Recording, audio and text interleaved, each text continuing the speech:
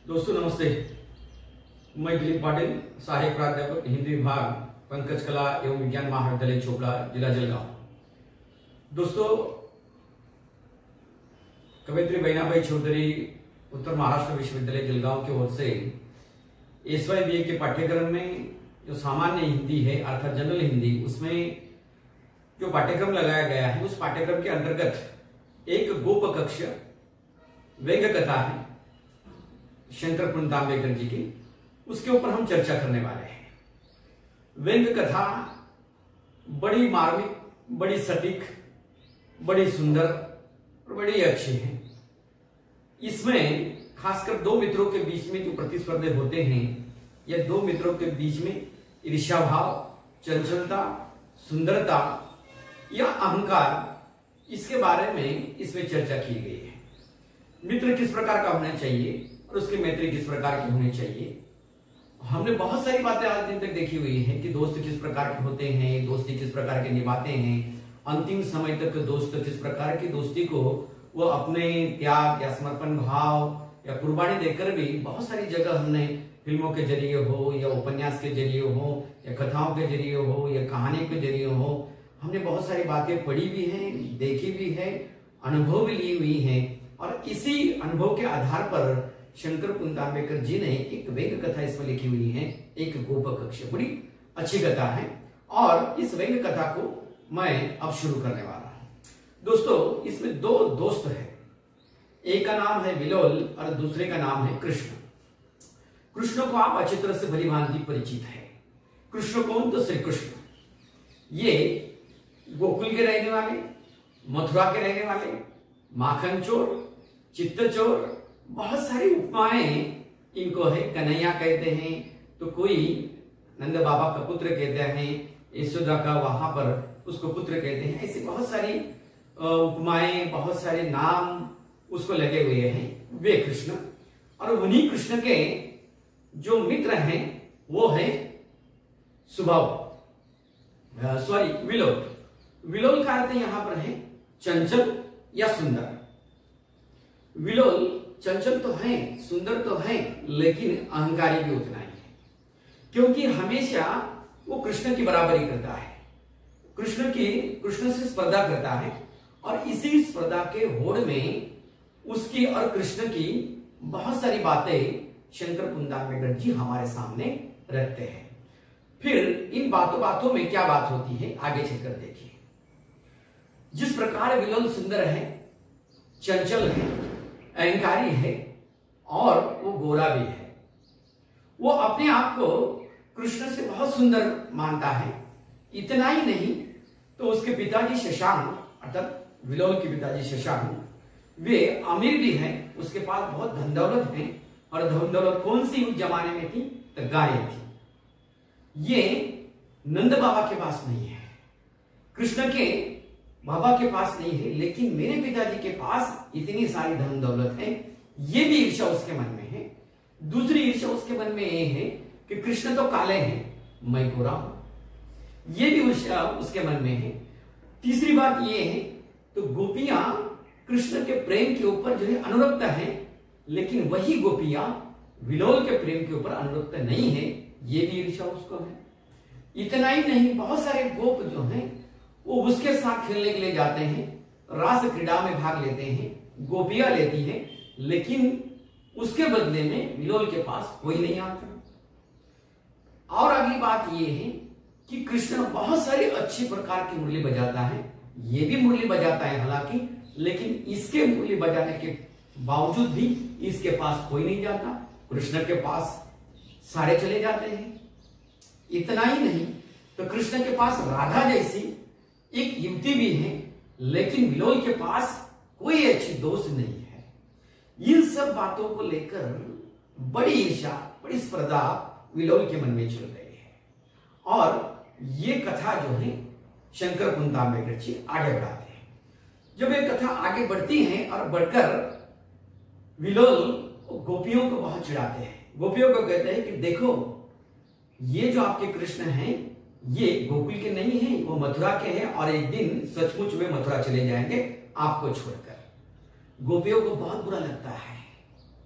क्यों बुरा लगता है? क्योंकि विलोल उनको चिढ़ाता है और चिढ़ाने के कारण विलोल उनको अच्छा नहीं लगता, बल्कि कृष्ण उनको अच्छा लगता है। ये ऐसी बहुत सारी बातें जो है चलते चलते चलते ये एक गोप कक्ष आगे बढ़ता है और आगे बढ़ने के बावजूद सचमुच ऐसा एक दिन हो जाता है कि सच में ये कृष्ण जो है वो कंस का दमन करने के लिए वो सचमुच मथुरा चले जाते हैं और कंस का दमन करते हैं और वहां पर वह राजकाज संभालने में सहायक हो जाते हैं। फिर बात ये होती है कि सचमुच इधर गोपियां रोने लग जाती है कि बात विलोल की सच हुई। उनको ऐसा लगने लग जाता है और विलोल को ऐसा लगता है कि मेरी नई हवेली बन चुकी है, हमारी गायें भी बढ़ चुकी हैं और इतना ही नहीं तो अब इस साल मेरे पिताजी इस गोकुल के सरपंच बनना चाहते हैं कि इस सरपंच बनने की होड़ में, स्पर्धा में नंद बाबा न खड़े हों, इसीलिए इन सब बातों को लेकर विलोल अपना रथ निकालते हैं और कृष्ण को मिलने के लिए मथुरा जाते हैं।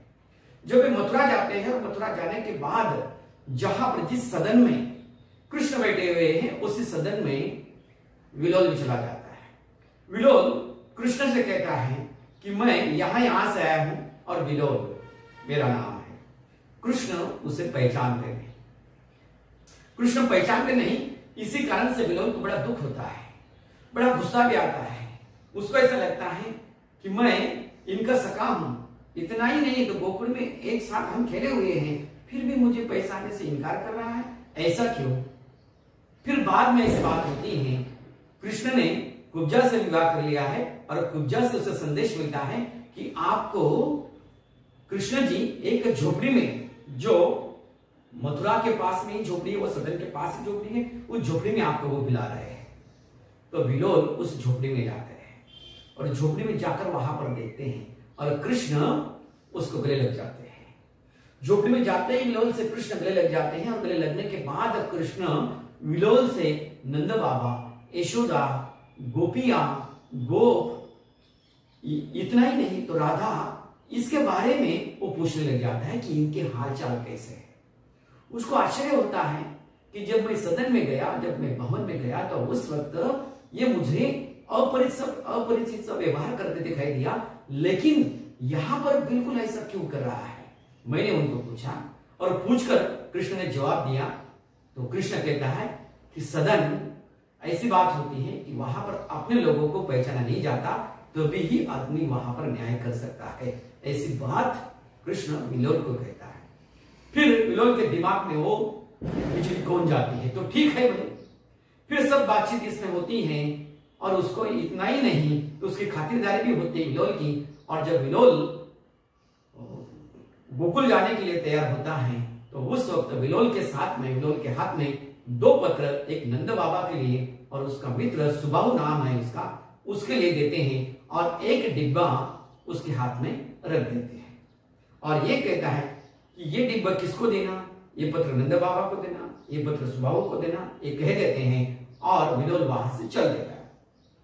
फिर चल देने के बाद ये कथा आगे बढ़ती है और आगे बढ़ने के बाद ऐसी बात होती है, जब वो रास्ते में आता है तो रास्ते में मोहवश उसका मन होता है कि ये पत्र तो पढ़े कि क्या लिखा हुआ है। सॉरी, एक पत्र राधा के नाम में है उसमें।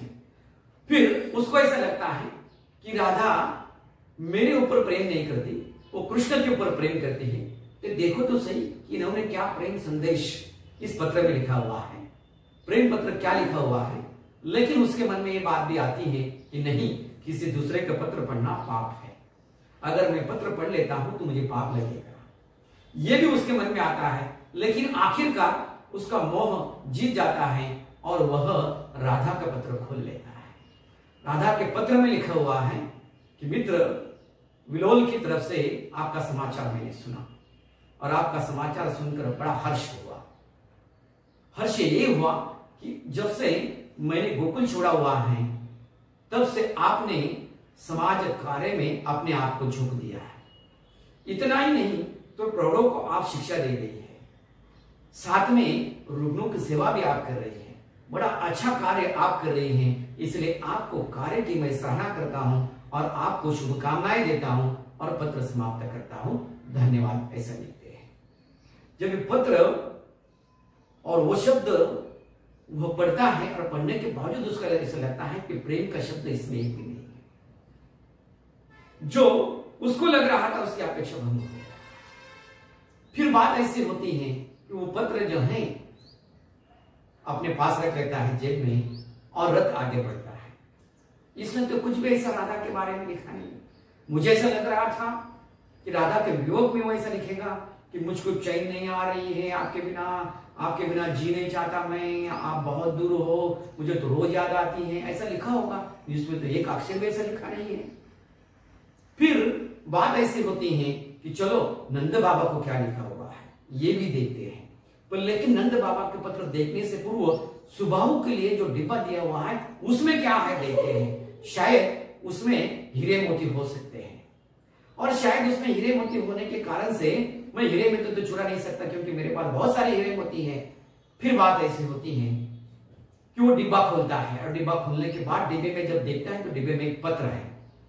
वह पत्र खोलता है। पत्र खोलने के बाद वो देखता है पत्र था सुबाहु का जो भाई है, वो सुबाहु का भाई सांदीपनी आश्रम में भर्ती करना चाहता है, प्रवेश लेना चाहता है और वहां प्रवेश लेने के लिए वो कृष्ण की सिफारिश चाहता है।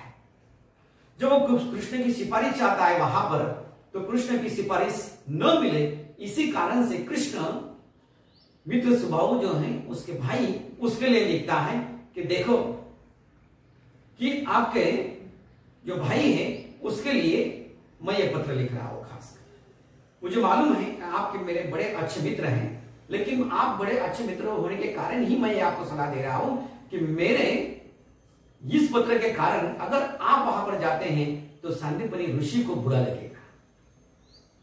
इतना ही नहीं कि आप कृष्ण की सिफारिश लेकर आए तो आपका काम नहीं हो सकता शायद, इसलिए आपके भाई की योग्यता के अनुसार ही उसको वहां पर भर्ती होनी चाहिए, ऐसा लिखते हैं। और अंत में लिखते हैं इस डिब्बे में मैंने लोहे के चने भेजे हुए हैं और यह लोहे के चने चलाए बिना जीवन के असली मोती नहीं मिलते। ये आखिरी पंक्ति भी वो लिख देते हैं। जब यह आखिरी पंक्ति पढ़ते हैं पत्र को समाप्त कर दे, डिब्बे को बंद कर देते। डिब्बे को बंद करने के बाद ऐसी बात होती है उसको ऐसा लगता है विलोल को कि ये आखिरी पंक्ति जो है वो मेरे लिए लिखी हुई है, वो सुबाहु को जो भाई है उसके लिए लिखी नहीं है। क्यों लिखी नहीं?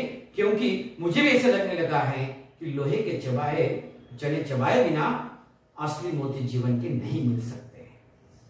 फिर बात ऐसे आती है चलो नंद बाबा का आखिरी पत्र रह जाए उसको भी पढ़ लेते हैं उसमें क्या लिखा हुआ है।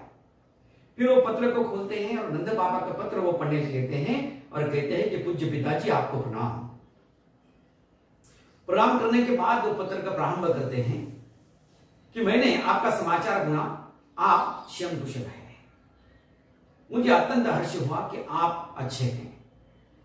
विलोल से मुझे एक बात का पता चला हुआ है कि विलोल के पिताजी पंचायत के चुनाव में खड़े होना चाहता है और सरपंच बनना चाहता है, इसलिए बापूजी इस साल आप सरपंच की होड़ में या चुनाव में खड़े मत हो और विलोल के पिताजी को सरपंच बनने दीजिए।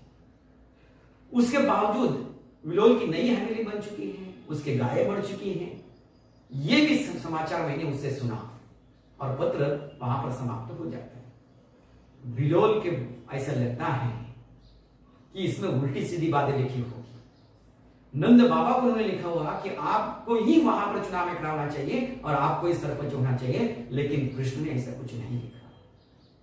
देखो दोस्तों, ये 3-4 बातों को लेकर फिर उसके मन में, विलोल के मन में ऐसा पैदा होती है, ऐसी बातें पैदा होती हैं कि कृष्ण भले ही काले हैं लेकिन अंदर से गोरे हैं। मैं ही काला हूं, मैं अंदर से काला हूं और बाहर से दिखने में गोरा हूं, लेकिन मेरी सोच और मेरे विचार सचमुच काले हैं। कृष्ण तो कई गुना मुझसे अधिक गोरे हैं और कई गुना उसके विचार अच्छे हैं। उसको ऐसा लगने जाता है कि एक मित्र और दूसरा मित्र किस प्रकार होती है और उसकी मित्रता किस प्रकार की होती है, एक गोप कक्ष इस कथा में शंकर कुंतांबेकर जी ने बताया हुआ है। धन्यवाद।